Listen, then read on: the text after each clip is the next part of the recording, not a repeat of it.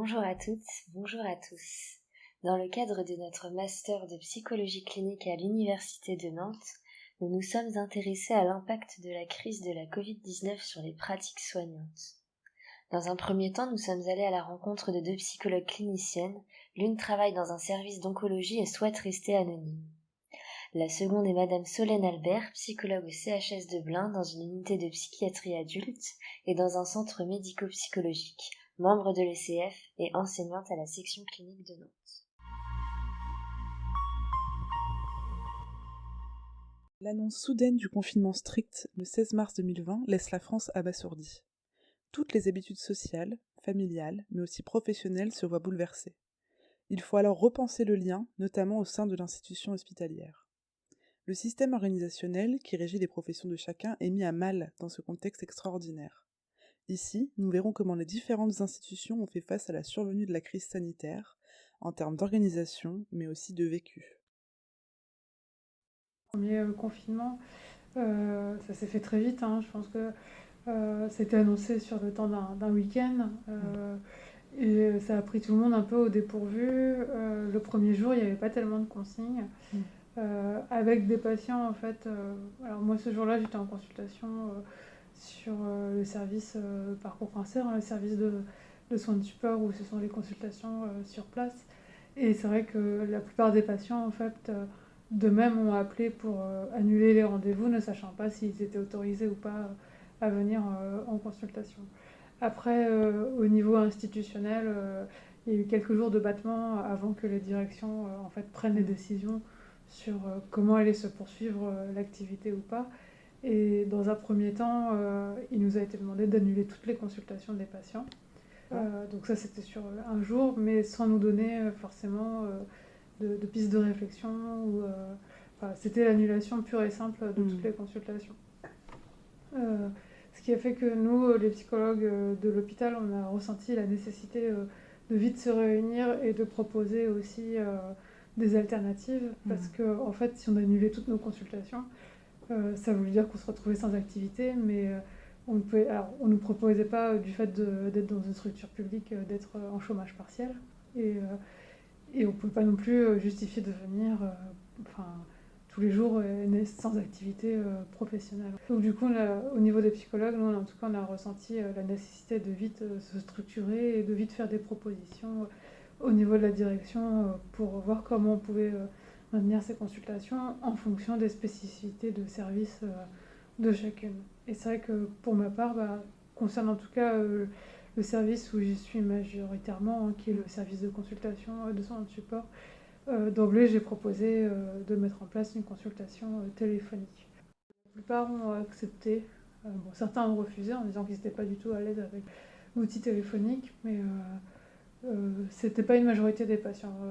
On va dire qu'il y a eu à peu près 75-80% des patients qui ont souhaité poursuivre le suivi via les entretiens téléphoniques. Sachant que c'est quand même une population de patients fragiles, voilà, avec des problématiques en lien avec la maladie somatique, le cancer.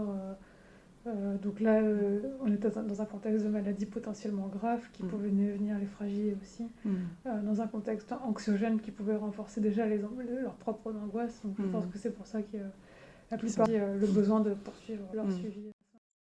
Si les professionnels se sont très vite organisés pour proposer des consultations à distance, la psychologue en CMP fait également état d'une angoisse latente qui pèse sur l'institution.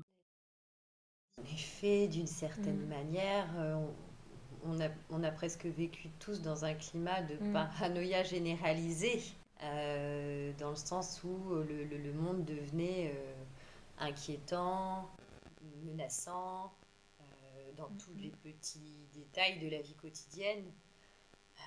Je me souviens par exemple qu'aller au CMP au début, c'était des angoisses pour tout, toucher le bouton de porte, se laver 20 000 fois les mains dans la journée, nettoyer le téléphone, et tout était pour tout le monde, vraiment source d'angoisse, c'est vrai.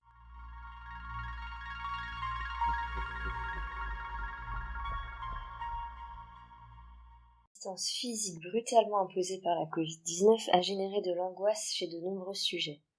Cette vie à l'épreuve de l'isolement, qui nous est totalement inconnue à ce moment, attire notre attention sur l'importance du lien.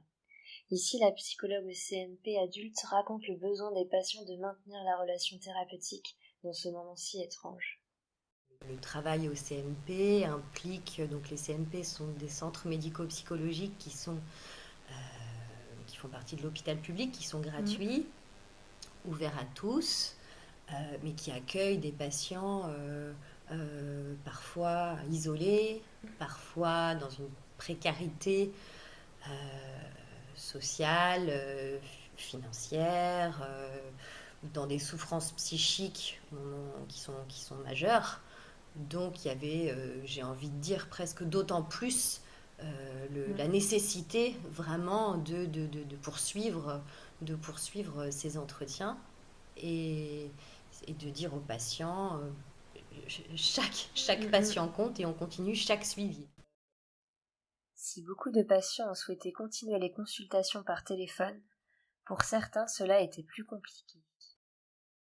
Il y a eu certaines personnes, c'est plus rare, mais enfin certaines personnes pour lesquelles quand même la situation peut-être familiale, personnelle, faisait que par téléphone, c'était pas forcément simple.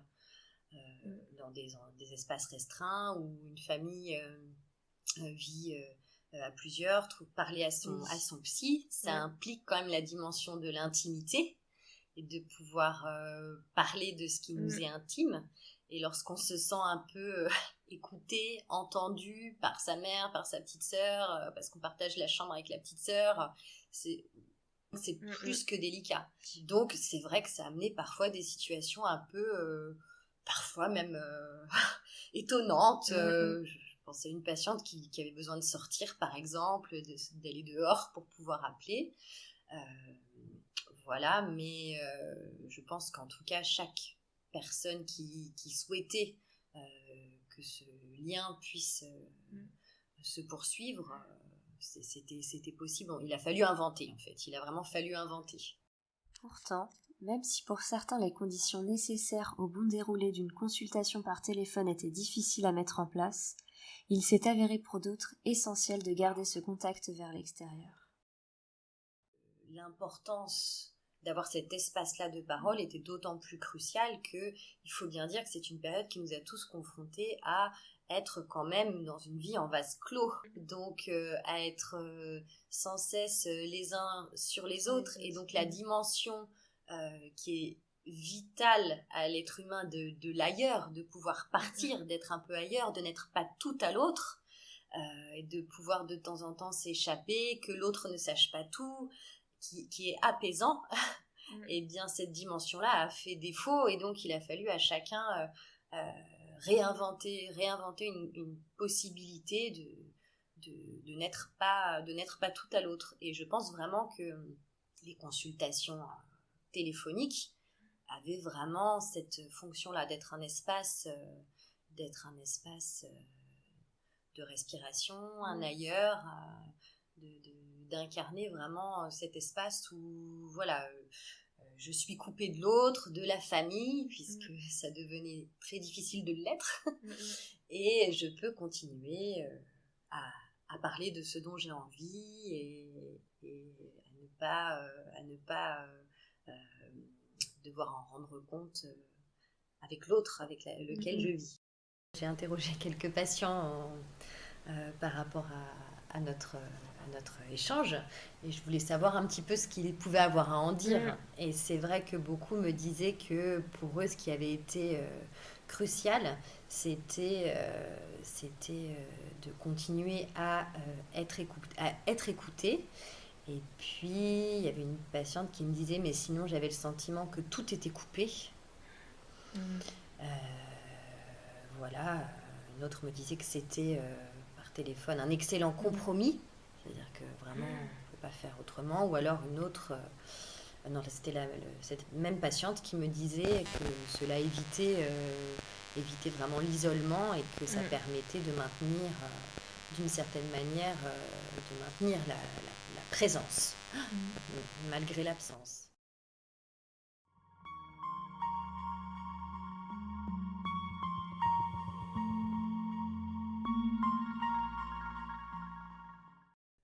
nombreux praticiens ont été confrontés malgré eux à la pratique clinique à distance. Les psychologues que nous avons rencontrés ont maintenu la relation thérapeutique par le biais de consultations téléphoniques. Cette clinique particulière appelle à repenser le cadre. Nous verrons ici les changements observés par ces cliniciennes au sein de leur pratique. Les situations où des patients se sont vraiment retrouvés en grande difficulté pour pouvoir trouver un espace de parole intime ont été, en tout cas pour ma part, dans ma pratique, assez rares. La plupart du temps, je pense que l'entourage respectait et voilà, où le patient parvenait à justement à maintenir cet espace-là pour lui. Et puis il y avait les patients qui effectivement, qu'on appelait à l'heure du rendez-vous prévu, qui répondaient pas, qu'il fallait rappeler 5-10 minutes après, parce qu'ils avaient oublié ou qu'ils faisaient autre chose, ou en fait là ils n'étaient pas du tout disponibles pour la consultation, dans le sens où en fait la consultation venait les interrompre dans ce qu'ils étaient en train de faire chez eux. Et c'est pas eux qui s'interrompaient pour la consultation. Après c'est pareil, la question des limites, où on appelle le patient chez soi et il est chez lui. J'ai eu une dame comme ça une fois à l'entretien, où je me suis rendu compte qu'elle n'était pas du tout disponible psychiquement parce que en fait les enfants étaient là et en plein milieu de la conversation elle répond à son fils aussi sur les vêtements qu'il devait mettre pour aller à l'école. Voilà. En fait le cadre, on a pu voir qu'il était moins bien tenu par les patients quand eux n'arrivaient pas à se mettre dans un endroit calme et à s'extraire de leur vie quotidienne en fait, à interrompre ce qu'ils faisaient pour être dans l'idée d'une consultation en fait. Ce qui n'est pas du tout le cas lorsqu'ils viennent dans le bureau qui est un endroit fermé et confidentiel.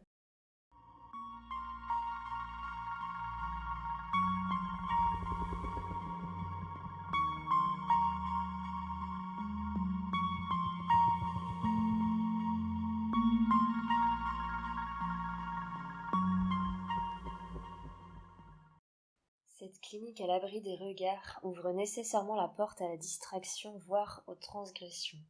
En effet, les consultations téléphoniques ont pu entraîner une difficulté de délimiter les frontières, selon Sénécal et Martin, et la possibilité de transgresser plus facilement le cadre. Le psychologue n'a en effet jamais la totale garantie que son ou sa patiente soit dans un cadre confidentiel qui permette la liberté de parole. En outre, certains auteurs relatent les difficultés de concentration engendrées par cette clinique spécifique. Ici, la praticienne en oncologie nous fait part des difficultés rencontrées à travers le support téléphonique. Plusieurs fois, j'avais un monsieur, à chaque fois que je l'appelais, il était toujours sur le chemin de la boulangerie ou du bureau de tabac, en train de rentrer chez lui. Et du coup, chaque fois, j'ai repris avec lui en disant dans ce cas-là, je raccroche et je vous rappelle dans 10 minutes, quand vous serez chez vous, plus disponible et dans le cadre de la consultation. Les effets du support téléphonique n'affectent pas seulement les patients. En effet, la psychologue verbalise aussi une certaine altération de ses capacités attentionnelles lors des consultations. Alors, c'est vrai que l'échange par téléphone, en fait, parfois on peut être plus dans le sentiment d'être du côté de la conversation et du coup on retient moins, peut-être facilement, les éléments importants. C'est vrai qu'après avoir eu des fois des entretiens par téléphone, en ayant raccroché, je me disais mince, j'arrivais pas à restituer ce qu'on avait pu se dire, voilà, parce qu'il y a une forme aussi d'anonymat, de distance qui se fait à travers le téléphone. On est face à un objet et pas quelqu'un d'humain, même si c'est de voix à voix et pas de personne à personne. Je pense que ça explique le fait que parfois on ait eu du mal à restituer en fait la nature de l'entretien. Et pour ma part aussi, je sais que parfois j'ai eu mes propres difficultés de concentration et mes propres difficultés à tenir le cadre, à savoir qu'au moment de l'entretien, du coup j'étais toute seule enfermée dans mon bureau, mais avec parfois mon propre téléphone perso à proximité, mon ordinateur du travail à proximité. Et c'est vrai que par exemple quand un mail arrive sur la messagerie, on peut être vite happé par ça et avoir tendance à vouloir regarder aussi, à être plus facilement dispersé, et c'est là où c'était épuisant parce que justement il fallait tenir le cadre et faire attention à ne pas se disperser trop pendant l'entretien. et bien rester effectivement dans l'entretien via le téléphone avec le patient. C'est sûr que quand on est en face à face, même si on entend par exemple son téléphone perso sonner ou on entend sa messagerie professionnelle sonner, on va pas se lever pour aller voir. Et effectivement, peut-être que le fait d'être par téléphone, soit même enfermé dans son bureau non visible du patient, et ben ça a laissé la porte ouverte à ce type de transgression.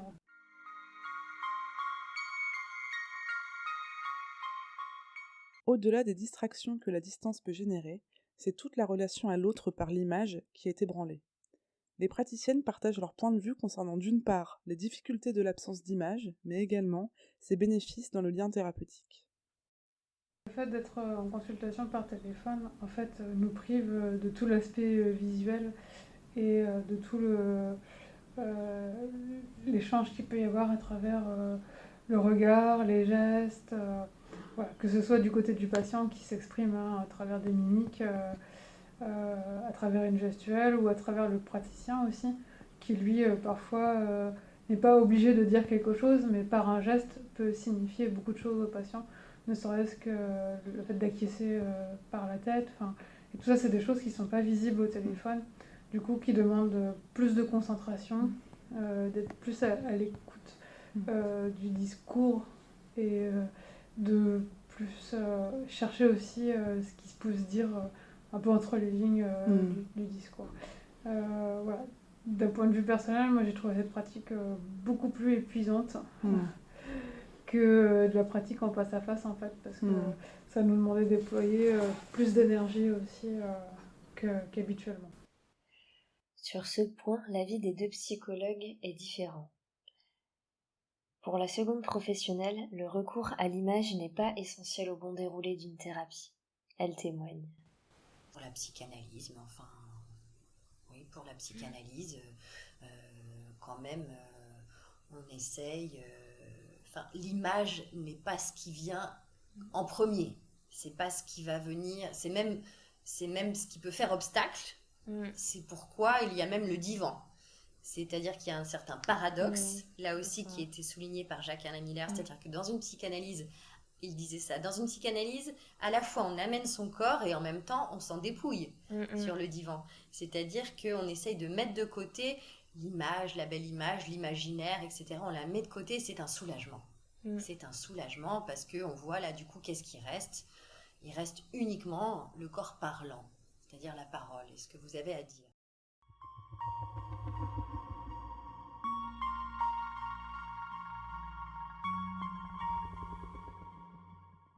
Après avoir abordé les répercussions de la crise sanitaire sur la pratique clinique, les psychologues nous parlent ici du vécu des patients face à ce contexte inédit. La psychologue en soins de support nous décrit les difficultés liées au manque de lien social auxquels les patients atteints de cancer ont dû faire face. C'est quelque chose qui complexifie énormément leur prise en charge. Beaucoup diront que c'est pour eux un peu la double peine, parce qu'ils sont parfois déjà isolés et limités par la maladie et les traitements. Par exemple, de quelqu'un qui est en chimiothérapie, on sait bien qu'il va avoir des activités parfois un peu moindres, un peu réduites, qui vont être surtout circonscrites au moment où lui va être bien ou pas bien physiquement. Et paradoxalement, c'est vrai que c'est des patients, alors, peut-être moins pendant les traitements, mais surtout après les traitements, qu'on encourage à retrouver une vie sociale, à faire des activités aussi pour se reconstruire et physiquement et psychologiquement de cette épreuve-là du cancer.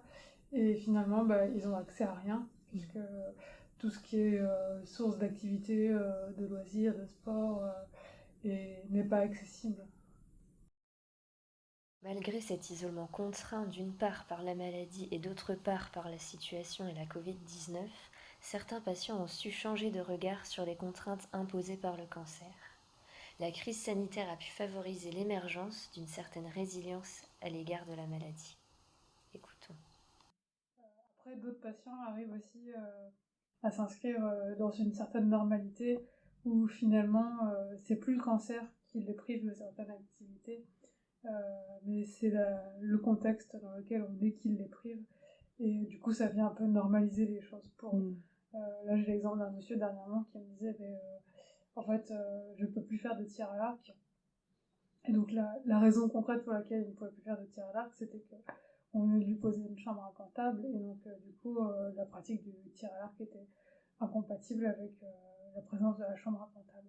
Et voilà, par le biais d'opérations cognitives, ce qu'il peut en dire aujourd'hui, c'est que de toute façon, avec ou sans chambre à comptable, de toute façon, tout le monde l'a. Tous ses camarades de son club de sport sont privés de tir à l'arc. Donc finalement, ça le met au même niveau que les autres.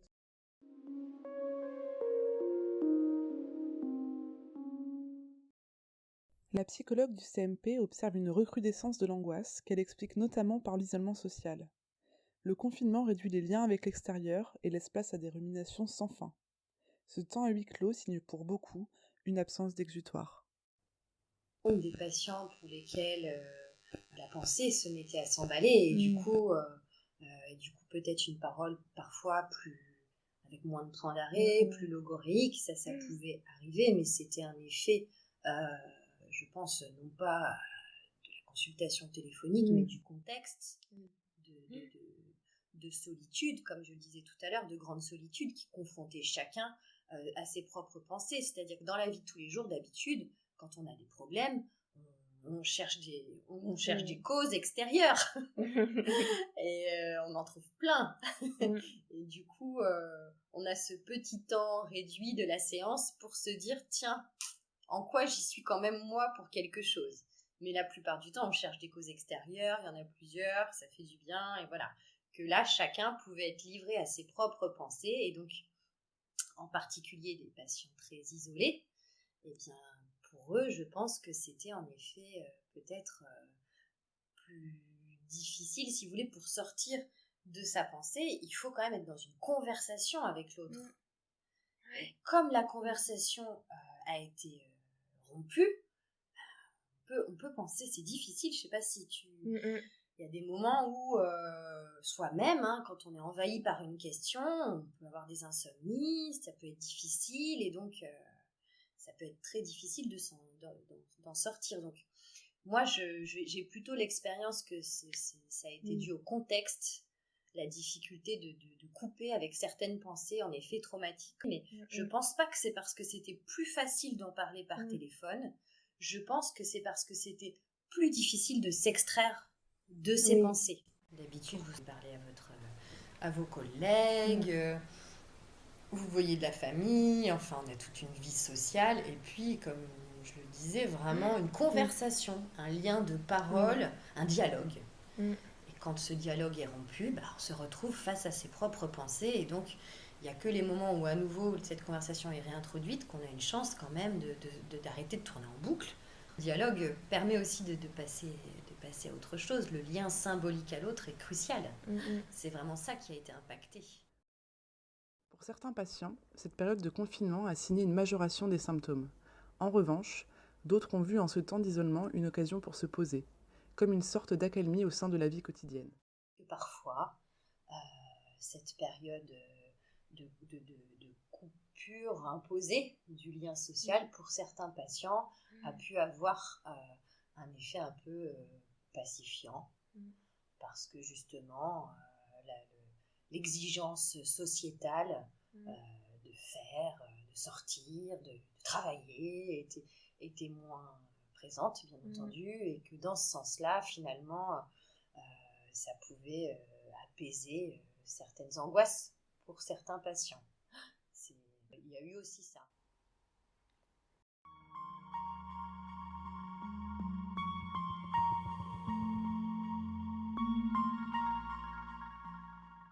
Nous finirons avec le témoignage de la psychologue en CMP qui met en lumière le rôle essentiel du lien à l'autre mis à mal par cette pandémie mondiale. Pour l'illustrer, elle choisit de nous partager un extrait du séminaire de Lacan. Écoutons. Là, ce que cette pandémie a mis en lumière, je pense, pour chacun, c'est vraiment l'importance cruciale du lien social, du lien à l'autre, et donc de la parole, que rien ne peut remplacer. la formidable invention que nous avons dû mettre en place pour maintenir les liens aux autres et faire en sorte de continuer à se sentir exister pour l'autre, en fait. Hein. Donc, par exemple, là, récemment, justement pour la section clinique où je suis enseignante, nous sommes en train de travailler le séminaire 17 de Jacques Lacan, et il y a un très beau passage où il parle de l'importance de la voix humaine. Alors, c'est un séminaire que Jacques Lacan a donné en 1969-70, et c'était au moment où Apollo 13 était lancé dans l'espace pour aller vers la Lune, et donc il dit justement que s'ils s'en sont sortis, c'est grâce à la voix humaine. C'est-à-dire qu'il y a eu ce moment vraiment de panique à bord. Et puis la seule chose qui leur a permis de ne pas craquer et de faire à peu près dans le calme le tour de la Lune pour revenir sur Terre sans savoir jusqu'au bout s'ils allaient y arriver, ce qui leur a permis ça, c'est parce qu'ils étaient sans cesse connectés à la radio. C'est-à-dire qu'il n'y a jamais eu de moment où la voix cessait, en fait. Il dit ça. Ces astronautes auxquels il est arrivé au dernier moment quelques menus ennuis, ils s'en seraient probablement beaucoup moins bien tirés s'ils n'avaient été tout le temps accompagnés de ce petit art de la voix humaine. J'ai trouvé ce passage vraiment magnifique, et puis m'a fait écho, justement, comme je le relisais en sachant qu'on allait échanger aujourd'hui sur cette question-là, je me suis dit que c'était vraiment très très beau, et ça illustrait bien, ça éclairait bien en effet l'importance de la voix humaine comme étant aussi la preuve, je sais pas comment le dire autrement, que l'autre a un intérêt pour vous, s'inquiète pour vous, et la preuve que l'autre est là.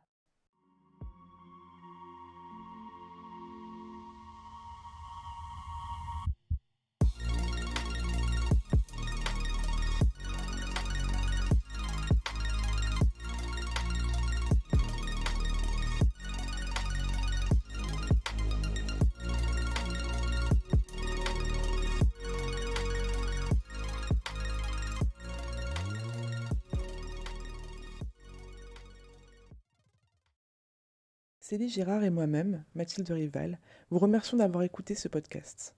Aussi, nous tenons à remercier notre enseignante, Madame Chauchard, qui nous a suivis dans ce projet, mais également les psychologues intervenantes pour le temps consacré à ce podcast.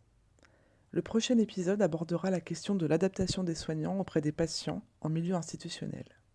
Bonne écoute et à bientôt.